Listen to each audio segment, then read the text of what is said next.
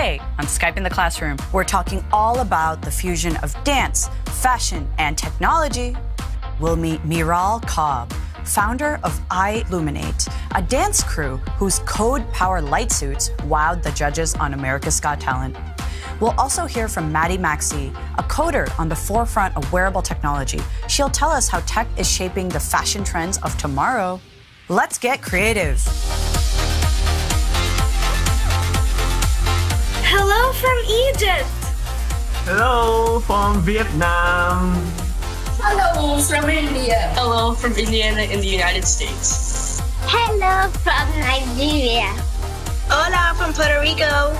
Hi from Greece. Hello from Canada. Hello from the Microsoft campus in Redmond, Washington. Welcome to Skype in the Classroom. Since all of you out there are learning to code this week, we're going to introduce you to some standout creators in computer science to open your mind to the opportunities you will be creating for yourself by learning to code now. I'm Donna Sarkar, and together we'll take a journey to meet creators combining their creativity and tech skills to make some amazing things. I really love today's topic about tech, dance, and fashion because apart from being a coder, I'm also a fashion designer. A few years ago, I went to fashion school during evenings and weekends.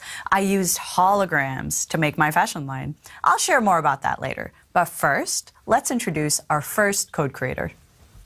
Miral Kotb is the founder of the dance crew iLuminate. She's going to join us in just a moment, but before she does, let's check out this video produced by Great Big Story to see how she uses code to create light suits for her dancers.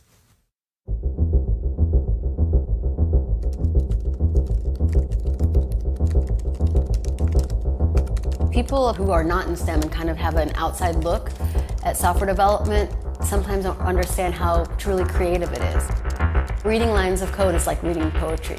It's an art form in itself, and it's a culture of really bringing ideas to light.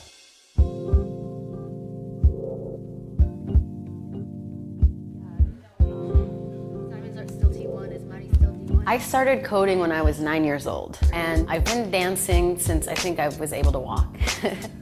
My father is a dancer, so it was in my blood. So there's one A where Mateo's on his own? Mm-hmm. So I had a plan in life, I had a direction, I was going to be a professional dancer. Everything was lined up. And then I got cancer. It changed the whole path of my life. While I was in recovery, I'm not really good at sitting still, so I was writing software from the hospital bed. I've gotten almost obsessed, like it was something that just kept me going. And when I came back home, I wanted to dance again. I was in the midst of trying to find ways to mix dance and technology, and that's when I came up with the idea of the light suits and wirelessly programming them to make really amazing visual art. All right, I'm gonna stop at this cue when it starts. Let's just see if this is right before they dance. Over there. We were up hours and hours and hours writing the software and trying different things, and it was just a lot of fun. The end product is as simple as me pressing one button and the lights turn on, and another button and they change color, and a few buttons and a sequence happens. We were performing in public spaces, and the more positive reactions we got, the more confident I was to just go for it. And just a few months after that, we were on America's Got Talent, and the rest is kind of history. It's groundbreaking what you do. It's incredible. You create everything from zero, and it's just brilliant. We've worked with Chris Brown, That's Cat for Cutie, Christina Aguilera, Black Eyed Peas. Then we also had our own show that has been in the heart of Broadway for several years and is touring both nationally and internationally. It can go on and on. The future for iLuminate is definitely education. I want to be able to have students from different backgrounds work and collaborate together, because if you learn how to respect people who do something different than you and have them respect you back, that kind of skill set will really take you farther in life.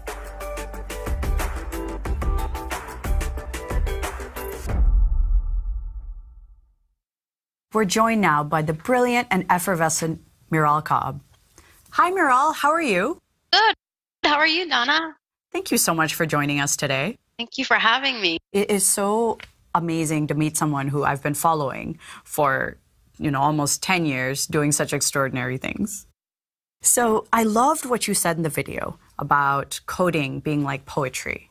And I've never heard that before. Can you share a little bit more with the students about what you mean by that? Of course.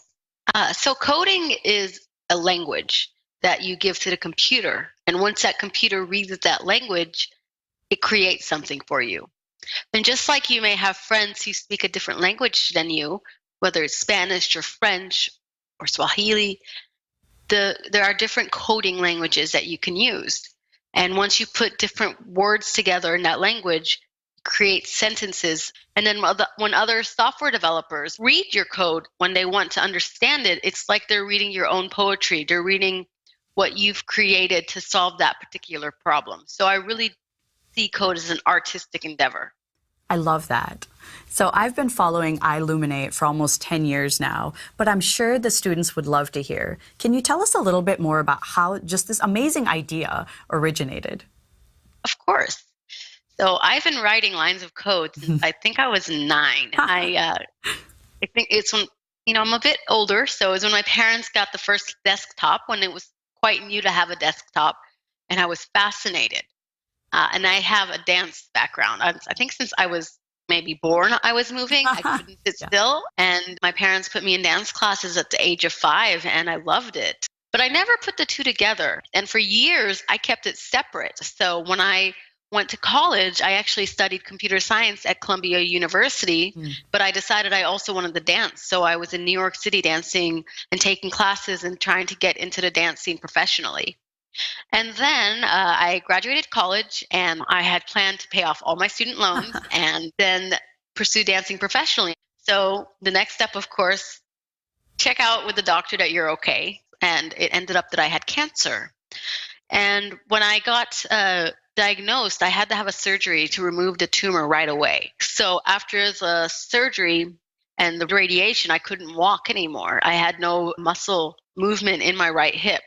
Quite scary. So the long and short of it is, the dream of being a professional dancer kind of had to go a different route. And so I worked as a software developer and really honed in on my skills and fell in love with software and code even more. I was hooked. And then I started writing iPhone apps. And I went to an Apple developers conference to see what I could learn about iPhone apps, because I wanted to write my own apps, not just work for other companies who were creating apps. And they were talking about how small wireless chips were and how you can use your iPhone to communicate wirelessly with different devices. And I thought, well, what could I do with this technology with dancing? Because I always kind of kept them separate, but what if I could find a way to put my two loves together? So I thought quite a bit about it, and what I thought was, how do I make dance more accessible to non-dancers? Right. And so the idea was put lights on the body and make them wirelessly controlled from a central unit, and so you could create these amazing magic shows of dance where the dancers were doing certain things and a head could fall off, an arm could stretch, and just really have really cool lighting effects where people disappear and reappear, and it goes to the music. And so I went for it.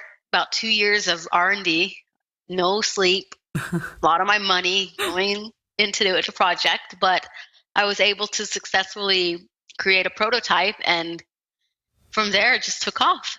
I love how you said the dream of dancing didn't end, it went in a new direction. Absolutely. And because you had this background in dancing and you applied technology to it, you were able to create something that's never existed. I love that you talked about this. We've been sharing with the students some of this, where once you combine tech and creativity together, you wind up creating things that have never existed, that have absolutely never existed. It's so cool. For sure. So what was the actual building process like of, you're at the prototype phase, then you've managed to, believe in your idea. What were the actual steps like to build one of these light suits? Exciting. Yeah. Hard. Yeah. So when you're doing a startup, sometimes you have to be very creative with what you do with the resources that you have, right? Which is actually quite telling of an engineering mindset, because you always have to solve problems with certain constraints. So I did not have anybody who had a background in fashion design or wardrobe, but I knew that the one big important step was how do you make it look good? And then also safety, because you're putting electronics on a dancer. Right. Battery operated electronics with wireless control, and the lights themselves take quite a bit of engineering to turn on in a way that is visible to the audience and safe to the dancer. So we spent quite a bit of time in the lab creating our own circuitry so that it delivered what we wanted to, as well as it kept being get too warm so the dancers wouldn't get too hot with the device on. It wouldn't smoke on the dancers because it was smoking sometimes in the lab, and it would have its little quirky moments, little shock here or there. So a lot of the beginning of building it was still in that engineering mindset, and then taking that engineering mindset and trying to make it look cool. Yeah. And then also working with dancers to see how they can move with these light suits and what interesting movement we could come up with. So the steps were definitely, the code started it all. Once you had a solid code base and you had solid engineering and hardware, then you went into the testing phase, which is when we would put light suits together, really basic light suits, but just to test the concept to see, will this look cool? And then once we got that working, then we worked on a language so that we could write effects onto the dancers that would look cool and be synced to the music and be accurate with timing, so that the choreography, the dancing, and the music were meshed like one, rather than all these separate pieces that were put one on top of the other. It was really something that had to come together. So every single component of the performance is important. One cannot live without the other. I think it's so powerful to realize that it's not a matter of like which is more important, the dance or the fashion or the technology. It's the story, of course, and then all of these things come together to create that magic that we all see on stage. Sure. Cool. Yes. So when you want to choreograph a new dance, how do you start? What does the process look like? Well, first we like to find music. I think myself and our choreographers are very inspired by music, because as you can see our shows, it's so much about what the dancer feels. So first we find music, and then we want to figure out, what are we trying to say? What kind of characters do we want to create? Is it a story? Is it just a fun dance that just has lots of effects and tumbling and is a wow show? Or are we trying to say something with the dancing? And then once we've made that decision, then our wardrobe and technical team starts to create the costumes off of sketches that will look and embody what we're trying to create. And the choreographer will work with the dancers to create movement that matches the music and what the light suits will look like. And then the exciting part is when everybody separately has finished their part and we bring it all together. And that's when the dancers get put into light suits. And I sit with the choreographer, look at the choreography and figure out what lighting effects would really make the dance pop. And I write the cues. I'm in front of my computer, the dancers are doing their thing, and we see, does this work? Does that work? That didn't look quite right. Or oftentimes a mistake will happen and we'll be like, oh, that was actually really awesome. We should keep it. And, you just keep playing. And by the end, you have this piece that we all came together to create. And it's, as I said, again, it's a collaboration of such unique and very driven minds coming together with mutual respect for what we all do, so that we can create something beautiful together that we could not have done on our own. I love that. Especially, the mistake that turned out to be awesome. It's like a bug that became a feature. Oh my gosh. It happens a lot. We have so many features. Yeah. Because you can't plan everything. Oftentimes, this worked out pretty well. Yeah. Yeah, exactly. So you've talked a lot about your team and how there's so many different kinds of people and how you work together. What do you think is the secret to your team's success? Because you obviously work together incredibly well. Passion, inspiration, and autonomy. I think autonomy is a unique word. What that essentially means is I give people the freedom to be themselves. I don't look over their shoulders and check on everything they do, because I try to bring people together who are self-motivated and really have visions that they want to bring to life as well. So they're not coming at it as a job or, I just have to get this, and that done and I'm good, but they really bring their heart and soul into it and are self-motivated to make sure that what comes from their side is at the same level of professionalism and accuracy that the other people in the team bring. So we're definitely balancing each other and challenging each other. It's so amazing hearing about this journey. It's getting this behind the scenes look too at how you think about your work, not just at the beginning, but right now. Your work is incredibly inspiring. I'm sure all of the students around the world are equally in awe. We've got a few questions they'd like to ask you. Hey, love it. Yes. So here is our first student question. Hi, my name is Diego, and I live in Indianapolis, Indiana, and I'm a 5th grader here in the United States in Allisonville. And my question is, do you ever worry about things going wrong during a performance or not? Oh, no, never. Perfect. Of course totally not. Oh, man.